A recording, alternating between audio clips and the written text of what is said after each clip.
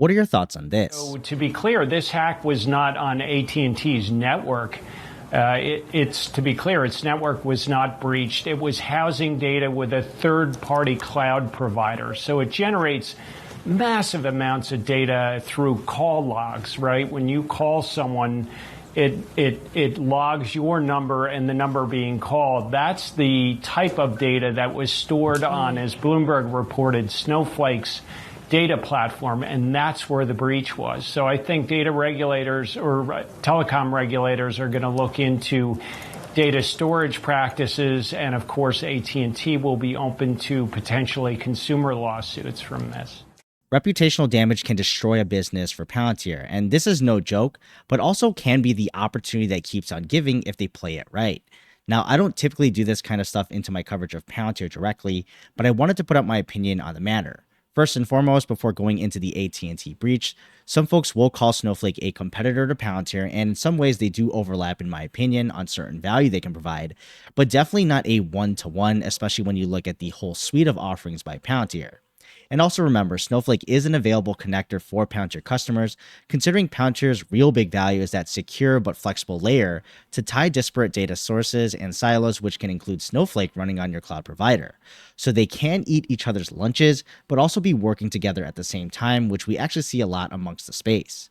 Now, as you heard on Snowflake, essentially AT&T's data was hacked into and being investigated by the FCC, but they did ensure the public it wasn't actually their AT&T network that got breached, but rather the third-party cloud host, aka Snowflake. And one of the big holes that they gave access was a user not being required to set up the multi-factor authentication, which a lot of you probably use through work confirming it's you through an authenticator app.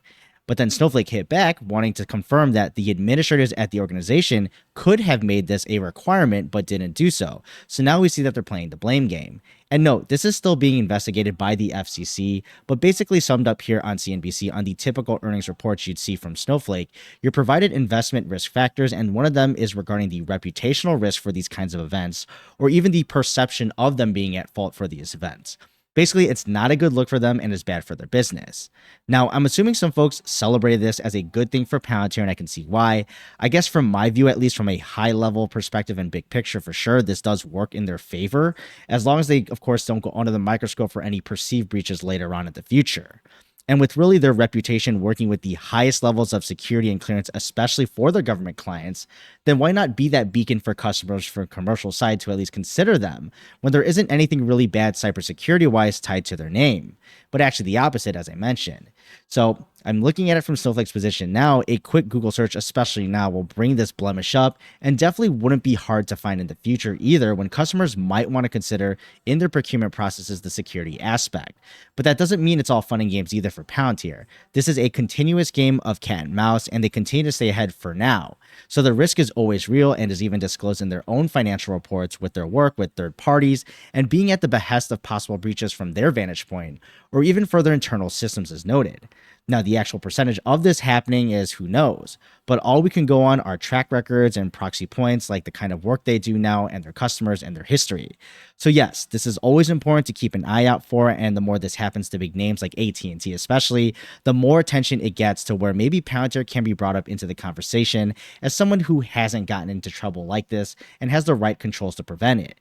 And if Palantir continues to keep this pristine reputation and their purpose-based access control system upholds, then they can definitely pick up the ashes where others may have failed. But what are your thoughts below? And I'll see you in the next video.